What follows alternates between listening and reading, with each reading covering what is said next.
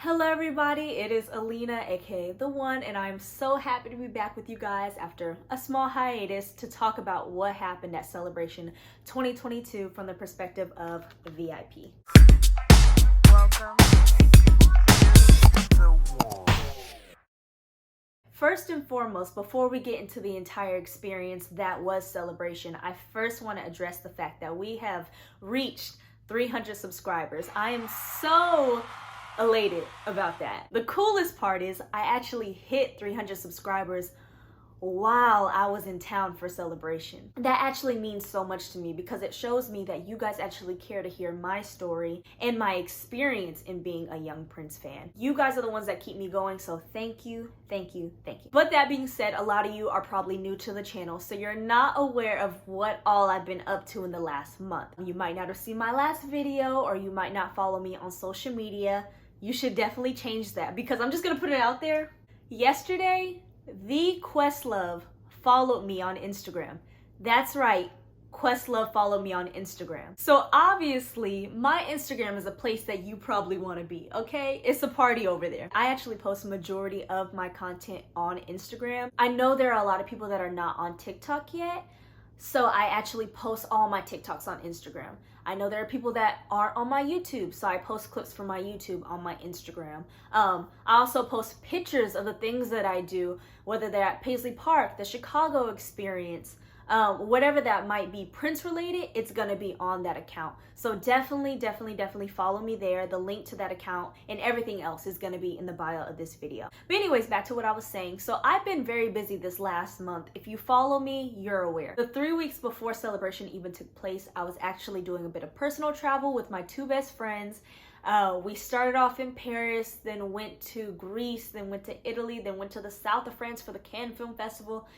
Did a little bit of partying there with LeBron James and Naomi Campbell, but that's another story. And then flew back to Paris, and from Paris, I flew to Minnesota. So those trips actually were right back to back. Whew, that trip already was a whirlwind. And although I got to see a lot of stuff, including the Mary Sharon house, which I can't wait to share that with you guys too. It's gonna be brief, but I did record a little bit of footage. Although it was fun, I'm happy to be back. Let's just say that. I like America. It's nice to see other places, but I like America. And then to have to hop to Celebration. But the thing is, the entire time I was there, all I could think about was Celebration. I was gonna film things in the order of which they happened, which would have been the visit to the Mary Sharon house, Celebration, and then the Chicago experience. But I decided to do things in the order of importance instead because I feel like what people want to hear about most and kind of what I want to talk about is Celebration. So we're going to do Celebration first, the Chicago experience next, and then after that I'll post clips of the Mary Sharon house. So stay tuned for that. I think I covered everything I wanted to before we got into it, so let's not waste any more time. We're going to discuss Celebration 2022. Celebration started on a Thursday. I believe it was Thursday the 2nd.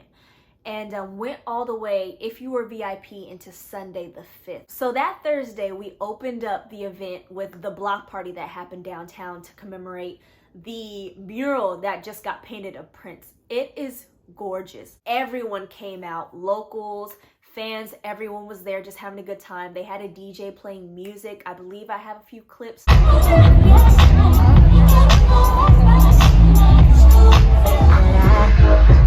Good to go. You got that purple on. You feeling good? She said, are you feeling good? That was great. So that was how we actually started the day. So after that was actually the party at the W Hotel. If you purchased a ticket to Celebration, you were automatically invited to this party in downtown Minneapolis. And that was so much fun. I had a great time at that party. I love bougie experiences and any excuse to dress up. So I did. I got lots of compliments on my outfit. Even one from Maite, which I'll tell a little bit later. I came in like a mesh getup. I have a picture of it. Something that I I felt like either Prince or Maite would wear. You know, I had to do something that was like inspired, of course. So we partied in like the lounge area. So they had a DJ booth, they had a dance floor set up for us, they had the bar. And then if you were VIP, you actually could go upstairs and experience this Q&A with Robert Whitman, who's a photographer, for those of you that don't know, who took Prince's first photo shoot. Like that famous picture of Prince and he's in front of the music wall and he's posing all cute. Robert is responsible for that. And they actually had it blown up like super huge on a big wall in the room. So it was really cool. We got a chance to ask him a few questions and he's super sweet and really funny. Majority of the time he just talked about how high he was during that time. So that was interesting. I got him to sign a napkin. And this is just so pitiful. It was all I could find. So I was like, can you sign my napkin? And then later on he found me and gave me this with a proper signature on the back. So he's super sweet and actually gave me his card and told me if I'm ever in New York that he would love to take photos of me. So let's hope that that happens. I'm trying to think, do I remember any stories he told? He told the story about the middle finger photo. Whitman was shouting commands at Prince while he was doing these photos. So he would be like, make love to the camera, smile, do this, turn around, turn your face this angle.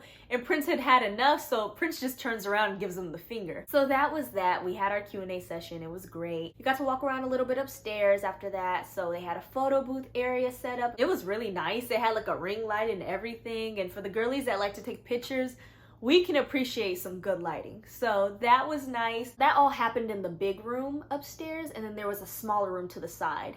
And in that room was our gift. If you're a VIP, you got a commemorative gift.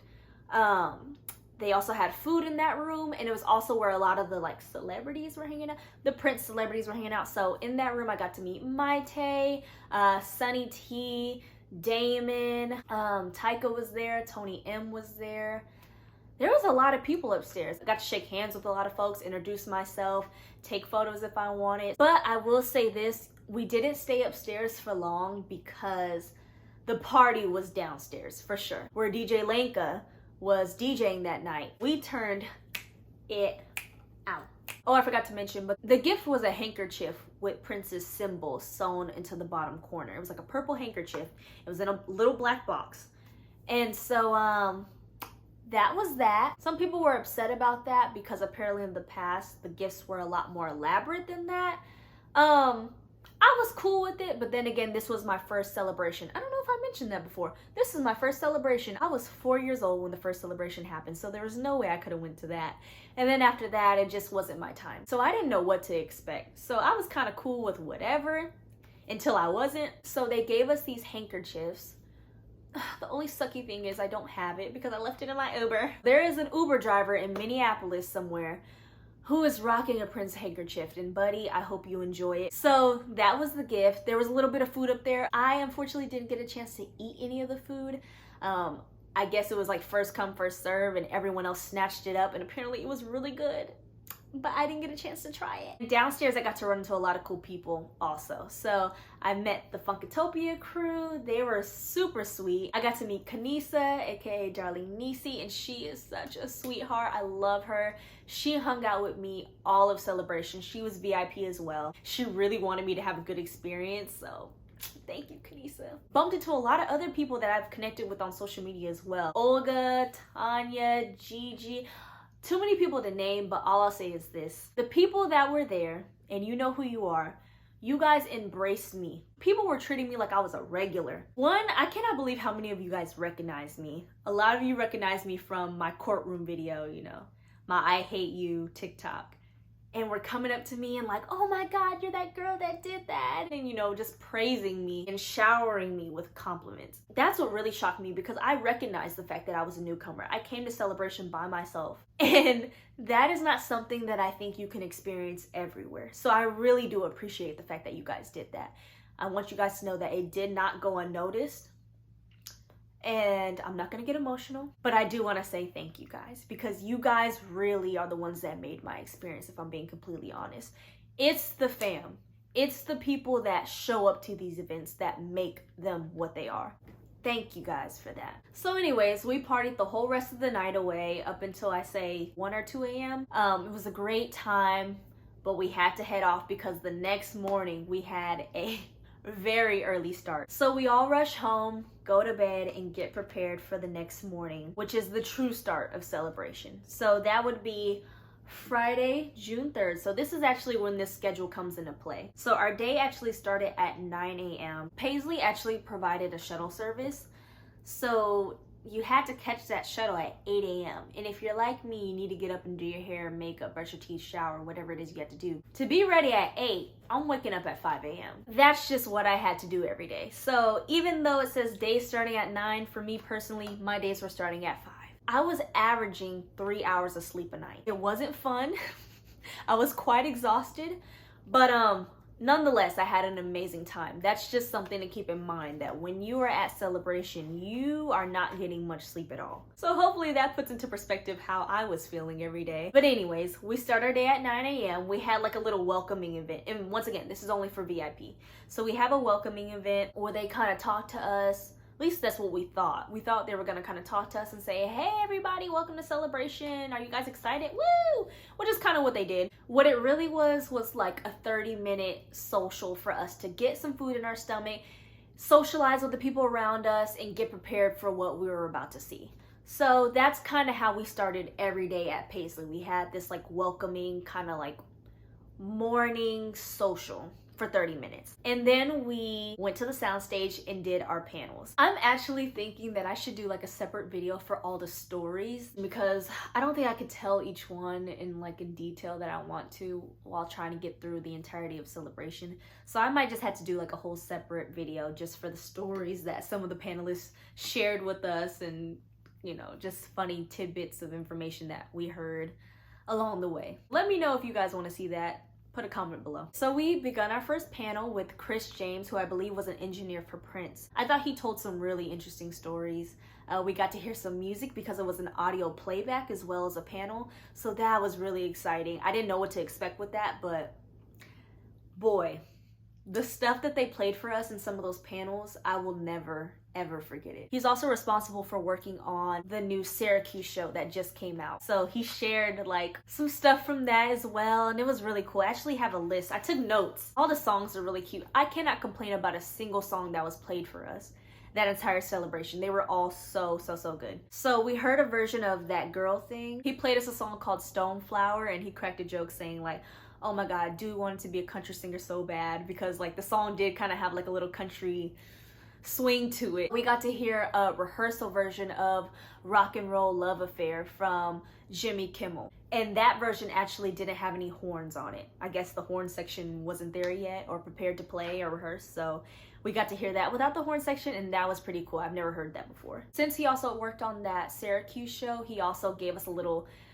rehearsal playback from that show where Prince is calling out cues and different things and messing with the band, and I might share that in that other video that I talked about. He also played the song Boyfriend for us. I love that song, and I think he thought we had never heard it before, but literally everyone in there was like, hey, hey. And he was kind of like, okay, interesting, people know that. So after that, they actually gave us time to do something called the museum experience, where we just walked around Paisley Park at our leisure, which I thought was really cool. So we were able to walk within the kitchen, the atrium, his office spaces, like the decorative rooms that they put together, his guitar room, which was here, and then something special that they added for us. So this was really cool. They actually recreated one of Prince's photo shoots in the editing bay so we could take photos in the room. In my opinion, that was extremely creative, and whoever thought of that idea needs to be rehired every year. And I really like that they gave us the time to do this, because it gave me the opportunity to look at things in greater detail than what I usually do. During the tour, you feel a little rushed and like pressure to stay with the group. You're not really encouraged to stray off and stay in certain rooms for longer than what you're supposed to. So I got the opportunity to sit in the kitchen for a while and look at Prince's DVDs that he had stacked up, and like really take note of like, okay, he was watching that, all right. Go in his office and look at the books that he's reading. So I enjoyed this time. I thought it was really nice that they allowed us to do that. So after that, we actually got to experience something super cool. We went to a recording session with the MPG. I believe we were in Studio A, but I could be wrong about that. If I am, somebody correct me in the comments. And when we walk in, they're already playing. Morris is here, Kirk is there, there's Tony M, there's Damon. The gentleman playing the drums, I cannot remember his name. I believe his first name is Chris, but I can't remember his last name. We had Levi too. We had Sonny T on bass, can't forget him. Barbarella was there playing on the piano. So we had the full band there. They're playing. We sit down in these chairs in the studio that they have set up, and there's a pair of headphones next to you. So they tell us we can put the headphones on, so we do. We put these headphones on. You can actually control besides you, like how loud you want it, how quiet. And they're Bose, so it's like, oh, okay. And you can hear the band in your ears, like playing in the studio. And it was just...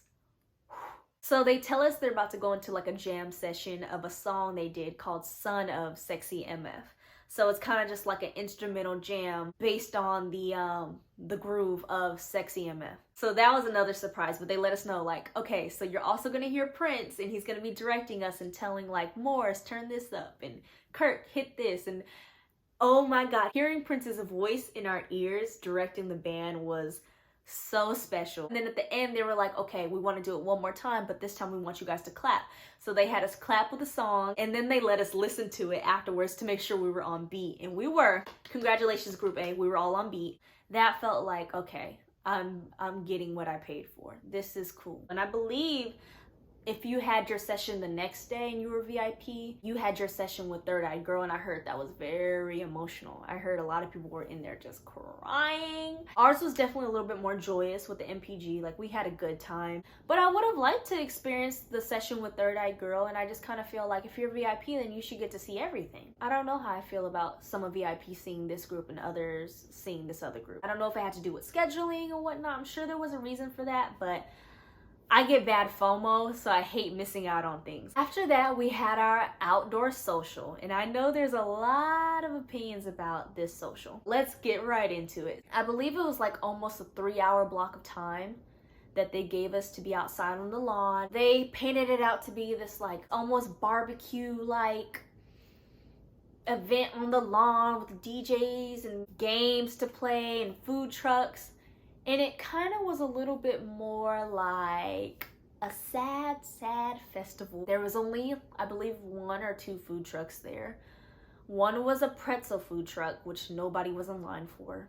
Didn't nobody want pretzels? Like, we want food, we're hungry. And the other one was kind of like a soul food food truck, which I believe only sold catfish, green beans, mac and cheese, things of that nature. And it was expensive. And all you got was a very, very, very tiny portion. So that was where I got my food on the first day from I keep wanting to say the cat food truck, the catfish truck. I think they also had pizza there. And that was it. I think people were just a little disappointed by the limited options, but they had chairs out there for us to like mingle. I believe the only game they had was trivia, which people were playing with the DJ, so the DJ was doing trivia. What's the game where you like throw the bean bag in the little hole? Hacky sack? No, that's not hacky sack. But you know what I mean. Like, you throw the bean bag in the hole. They had that. So we had this 2 days in a row, this outdoor social. From what I heard, the DJ played the same set on both days. I actually didn't stay out there too long. I went to the MPG lounge. The moment I found out you could hang out in there, that was kind of just where I stuck both days. Discovered that they actually had vegetarian options to eat in there as well, which they didn't tell my group. I had to discover that on my own. So I'm not a vegetarian, but it would have been nice to know, oh, you have more options than just the food truck outside. I was about to say food trucks. The one lonely food truck. And it was free. That's the other thing that bothered me. The vegetarian food was free. After that, we actually had our panel with Jill Jones. Once again, told great stories, and I actually have the list of songs that they played for us with her as well. They actually played the song Wednesday for us. I've always heard about this song, but I never took the time to look for it. The cutest and like little saddest song I've ever heard in my life. The version that they played for us was like an early version of the song, and Prince is kind of instructing her in the beginning, like, he goes, okay, don't laugh. They cut it from Purple Rain because it was just too depressing. It gave a lot more context to the character that she played in Purple Rain for sure. And then they played us an early version of Baby Knows How to Love Me. That was a really cute, upbeat, fun song. My favorite, and I'll never forget it, 77 Bleecker Street. They played us a demo version of that song. And it's Prince singing it, and oh my god. He sings that song so beautifully. Like he does everything else. They played us an early version of Violet Blue as well. That was beautiful. In all honesty, I didn't know she could sing like that. That gave me a whole new perspective on Jill, and now I think I'm obsessed with her. And then we got some more stories, but I think I'm gonna save that again for the video. Immediately after that, we had another panel with engineer Tom Garneau, I believe is his name. He was with Prince for a while, but he mostly talked about his time with Prince during Graffiti Bridge, what it was like recording that and being around the soundstage where they filmed majority of the movie. I believe we heard a song called Flesh and Blood. I haven't noted, but I can't remember if he talked about that or we heard that song. I want to say we heard that. Directly after this, we had a panel titled The Beautiful Collection, and it was actually with Prince's shoemakers, the people that made Prince's shoes. And I think the most interesting thing from that was they didn't really meet Prince. All those years that they worked for him, they didn't really meet Prince. Everything was kind of communicated through Prince's design team at the time. He would just give them note to pass, and the shoemakers would develop whatever was requested and send it on back to the design team, and to Prince it would go. I will admit though, by that time, we were exhausted. We were in that panel halfway falling asleep, until they started kind of showing us pictures and telling some interesting stories towards the end of the panel. But we were borderline dead, because 3 panels back to back, that's a long time. And so things kind of moved quickly after this, because after this we go on a break. So we've now ended our break, we're back at Paisley, and now it's time for the Brown Mark and Maserati show. I actually had to take a deep breath before I get into this one, because I wish I had more positive things to say about it. Just to preface what I'm about to say, I've heard people rave about Maserati. I had extremely high expectations. I was expecting a great show. Like I was very excited to see Maserati for the first time. The show starts very abruptly, might I add. Usually when a show is about to start, you know, you'll hear the music start to build up, and the lead singer of the band will like come on and say something like, how you guys doing tonight? Kind of like get the crowd excited. No, like music just starts playing. And it's Beyonce Crazy in Love. They played Beyonce Crazy in Love, at least the intro to Beyonce Crazy in Love. So that just caught me off guard more than anything. It didn't really get me excited. It kind of just made me go, huh? And I was sitting down, and most of us were, because we weren't expecting the show to start. Brown Mark comes out and they bust into whatever song they do. And for me, it kind of just went downhill from there. Brown Mark sang a lot of original music, which is okay. I'm all for people promoting whatever it is they're working on in the moment. I understand that people grow and they change over time, so their sound changes with it, and they might want to introduce us to that. Completely fine. My only thing is, if you're going to introduce us to new music, the least you can do is sing the song. The least you can do. I've never paid to see anyone live that didn't sing their own music, ever. That's just not the kind of artist that I pay to see. And they had another singer, Tony Christopher. I can't remember. I've seen him before. I've seen his pictures from back in the day, so I know who he is visually. His name escapes me. I'm trying to think, how much can I say without saying too much? It just seemed to me like he had some personal things going on behind the scenes that might have bled into the performance. There were points in the performance where he was stumbling, points in the performance where he didn't know the words. Oh my god. He had great energy. He was pacing the stage back and forth, jumping on top of speakers, you know. He had great energy. So that was something that I feel like he brought to the performance, because without him, it might have been a little dead.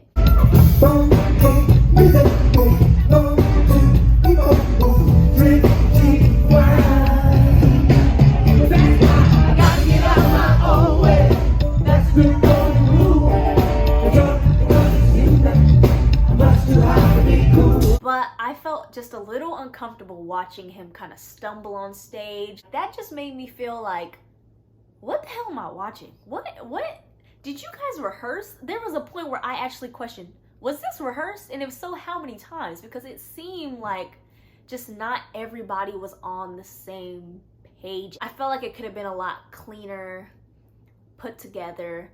I feel like the set list could have been better. Feel like certain songs could have been sung instead of lip synced. And yeah, I'll leave that at that. So I left that night feeling kind of like, dang. Because I know a lot of people that actually chose to skip the concert and go to sleep. And I kind of wish I had went to sleep. I was exhausted, but I stayed up to see that show. I left there kind of pissed off because I felt like we deserved a better performance than that, especially all the money that we paid. I feel like I actually think that was my least favorite part of all of Celebration. And I actually feel bad saying that because Brown Mark on his own or with Revolution, magnificent. Dr. Fink was also there with the band playing piano. On his own or with the Revolution, magnificent. It was just this collective of people that came together to do this performance. It just felt off and not right for Celebration, for me personally. But it was what it was. I believe we ended the night around 2 a.m. Everyone's headed home so that we can get as many hours of sleep as possible before we do the same thing again. Okay, so we have made it to Saturday. We start the day again at 9 a.m. We have our little welcoming social with breakfast for about 30 minutes, and then we're on to our first panel of the day. So our first panel for today is actually with Joshua Welton.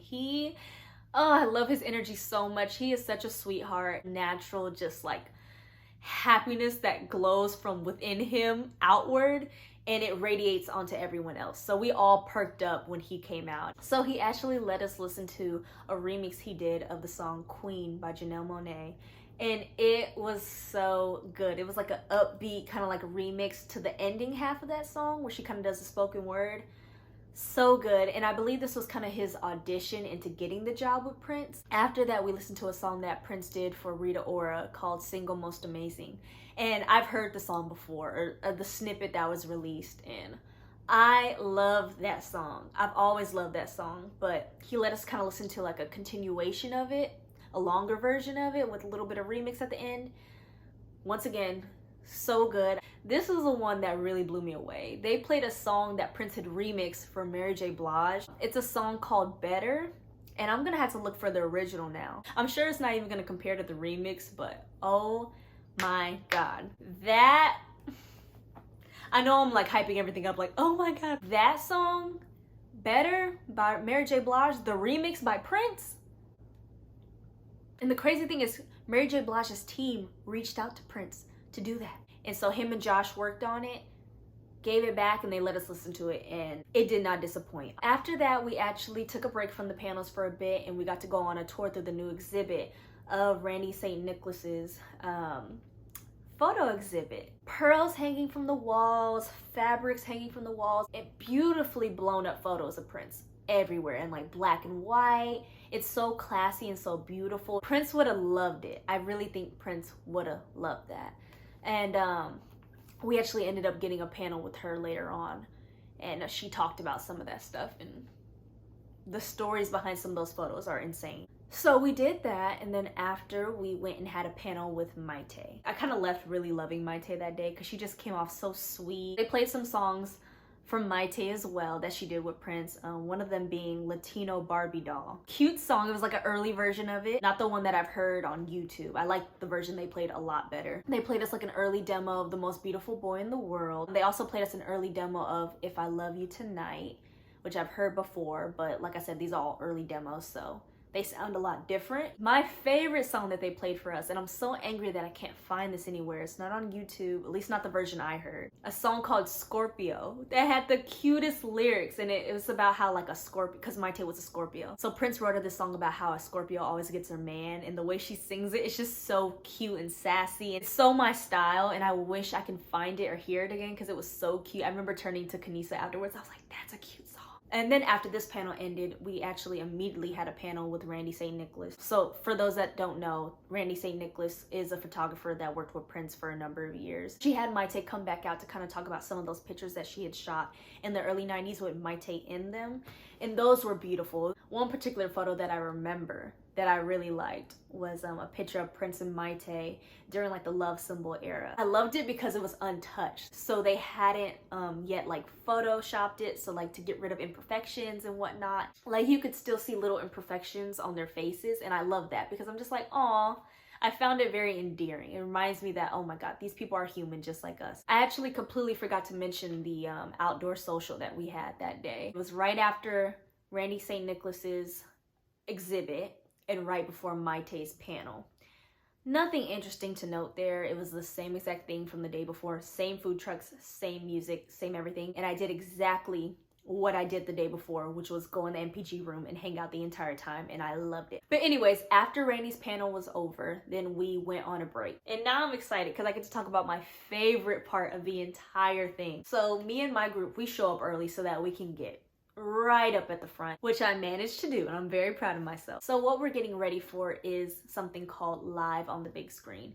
I'm sure a lot of you are familiar with it, but for those of you that are not, Celebration puts together this show called Prince Live on the Big Screen. So what they do is they take Prince's vocals and isolate them from a live show, and then they'll play him with his vocals on the screen and through the speakers. But then they'll have the live band from that show playing in sync with his audio. It's the coolest thing ever, and if I had to compare it to anything, it's kind of like when you're at a concert but you got the nosebleed seats, so you gotta watch the performer from the Jumbotron. The concert that they showed us that night was a performance from Glam Slam in 1992, so kind of like the Diamonds and Pearls era. Whoo, that show was off the chain. It was so good, and I was right in the front the entire time. The band was so tight. The set list, oh my God. The Steels were there doing and that's the thing, everyone was doing their choreography. Mayte did her choreography. The Game Boys did all their stuff. Oh my God. The Steels come out and they're doing the choreography that they're doing in the show. It was just so beautifully put together. They really, really took us there. There were points where I was looking at the screen, and because I got so into it and felt like I was there, I would periodically look down to see if Prince was there. I can honestly say that that was an experience that I will never, ever forget. There's rumors that it might tour. There's rumors that it might tour. And if they do, I highly recommend everyone go see that. And tell your friends to go see it because, wow. Especially people that you know that didn't get an opportunity to see Prince live. Because it's almost like you're there. That solidified my ticket to Paisley Park every year. Like I'm gonna be there every year to experience that. Anyways, so later that night, they also gave us this as a little gift. Everyone got this, so VIP and general admission got this. And it is a record actually from that show that we watched. So on here is Diamonds and Pearls, and on the other side is Nothing Compares to You. I listened to it when I got home. I wanted to keep it in the wrapper just for safekeeping, but I had to listen to it. That version of Diamonds and Pearls that night was so beautiful. Rosie Gaines, one of the most beautiful vocalists I've ever heard in my life, and there's no other voice like it. So I'm so glad that they gifted us this. This was something tangible that I can actually keep from the show. We were on such a high after that. We just wanted to continue to hear his music, so we all stayed for like the DJ set that they did after that, which I forgot to tell you guys. Every night after the concerts, they had a DJ come out and do the DJ set. So it was actually DJ Rashida on both nights, I believe. I left for her set after Brown Mark because I was kind of in a mood, so I missed that night. But the other night, I stayed after the MPG and listened to DJ Rashida play for a little bit. The night eventually came to an end, and if you were VIP, you actually had an additional day, which was Sunday the 5th, I believe, at the Dakota Jazz Club. They actually put together like a brunch for us with the Steels, and they originally labeled it as a gospel brunch, so no problem with me. I'm a Christian, so I can listen to gospel all day and be fine. But we get there, and this was pretty early in the morning as well. I believe this was at 9 a.m. We get there and they come out and they go, so we heard that you guys were told this was a gospel brunch. Well, they didn't tell us that. So we actually chose to do songs that Prince wrote for us or songs of Prince that we really like. Is that okay with y'all? And we were like, yeah. It's so funny because I was kind of feeling like, damn, I really want to end. Gospel is great, but I really want to end Celebration on a Prince note. I want to hear his music before I head out. And so when they surprised us with that and let us know that they're actually going to be doing Prince music and songs that Prince wrote for them, I was just like, oh my God. It would have been great if they did gospel as well, but the set they did was amazing, and I actually have it. I actually have my table setting here, so I don't know if you guys can see that, but it actually says Celebration Gospel Brunch. So it was labeled as a gospel brunch, and then my name is on the back. I actually asked one of the members of the group for the set list before I left, and then had them all sign it. So first we have a song called Way Up. So good.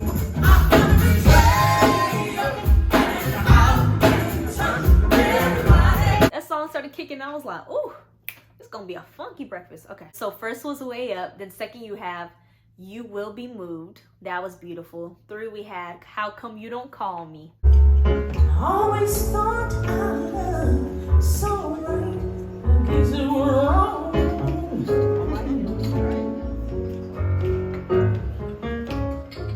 I always thought you'd be by my side, baby. Now you're gone. The fourth song they sang was a song called Well Done, which might actually be my real favorite of the whole set list. That song was just like, oh, it had such a Prince groove to it, and the lyrics, beautiful. Love that song.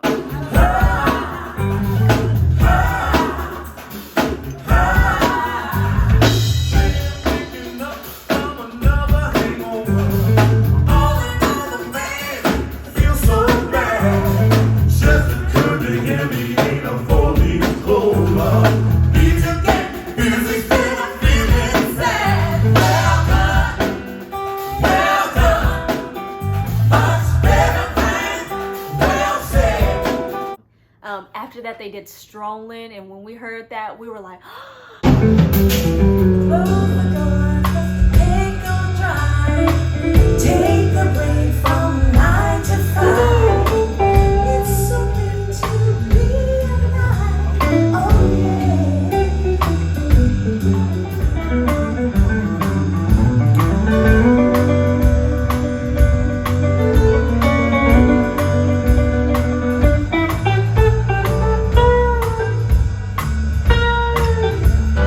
they did a version of Forever in My Life, beautiful.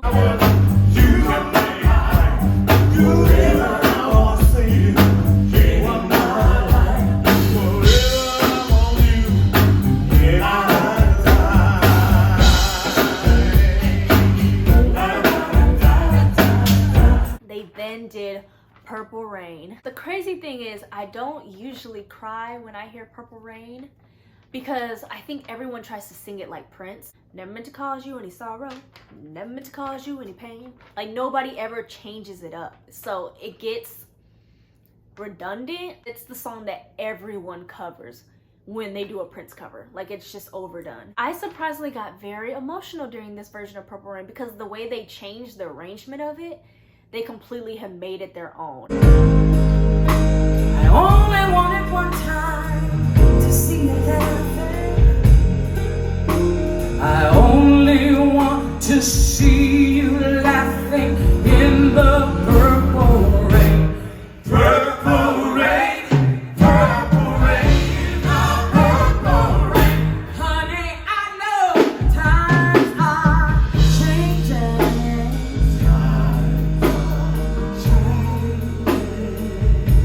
And then they ended the show with House in Order. Get your shoes on straight. Your tears can run like water. Just ain't living too late. Yes! I think they were very surprised by how much we were enjoying the show. They told us, like, we didn't think you guys were gonna show up because it's so early. But it's like, no, I'm so glad we showed up. Like, that show was, it was impeccable. Like the Steels are, if they toured, I'd go see them. Such kind people. And like I said, I got them all to sign my set list after the show. Actually forgot to mention that Levi was there as well, and I got him to sign my my set list as well. He wrote Levi, Love God. Geraldine here. Geraldine wrote Geraldine like Carolyn. And then I have Alina, Best of Love from another one of the singers. It's just like they were so kind. The fact that they even gave me a paper copy of the set list was just so nice of them. I also made sure to grab a menu before I left because it has Prince's name on it in the very top corner. I don't know if you guys could see that. I had to have a memento from that show because that was just another little cherry on top that made Celebration so much better. That was Celebration. That's what it was. I really hope I'm not missing anything. I don't think I am. I really only covered just the official stuff. There was a lot of unofficial things that happened as well. Boy, if I sat here and talked about all of that, we'd be here until who knows when. Before I let you guys go though, I'm just gonna show you very quickly the merch that I got. So they did have different t-shirts and whatnot being sold for Celebration, but I wasn't really feeling the other merch. The only thing I kind of liked was this tote bag that they had. So I actually just purchased this. I also got the new Syracuse show that they just came out with. This is really what was being promoted at Celebration. All the merch was majority this. I'm not a huge record collector, so I chose not to get that. You know, the box set that they put out this year for this. I opted instead to get the CD pack that they had that came with the DVD because honestly, yeah, I'm just not a record collector. I'm sorry. I don't have the correct sound system to play those records correctly. Like, to me, it's not even worth having these beautiful records and then they sound like shit. I collect his concerts. I love watching Prince live. My goal is to own every 4K HD Blu-ray Prince concert known to man. And this one, they did not disappoint. The clarity on it is amazing. I mean, you really see details on it that you didn't notice before. For those of you that follow me, you saw my story a few months back. Like, I found these shoes at Goodwill that resembled Prince's shoes so much that I had to buy them. And then I said, I'm like, I need to go to Paisley Park and get those little zipper cuffs. So that's what I did. I bought those and look at them. Amazing. So that basically concludes all of Celebration. Like I said, I might still do that video where I talk about all the stories that I heard from Celebration. If you guys want to hear that. If not, then we'll kill it. It's over, it's dead, we'll let it be. I know I like skimmed over a lot of stuff because there's just way too much to cover, but if you guys want any more detail about anything that took place, just DM me on Instagram or Facebook Messenger, and I will be sure to give you as much detail as you want. I just can't go through it all in this video because we'd be sitting here forever. I mean, I didn't even talk about the unofficial stuff that I did. This is just Celebration itself. I still went to a party almost every night after all this took place. Turn on my post notifications so you get notified for my next post. It might be the belly dancing class I took with Maite because I forgot to mention that earlier. I vlogged a little bit of that. With that being said, thank you guys so much for joining me today and discussing Celebration 2022, and I hope to see you guys next year at Celebration 2023.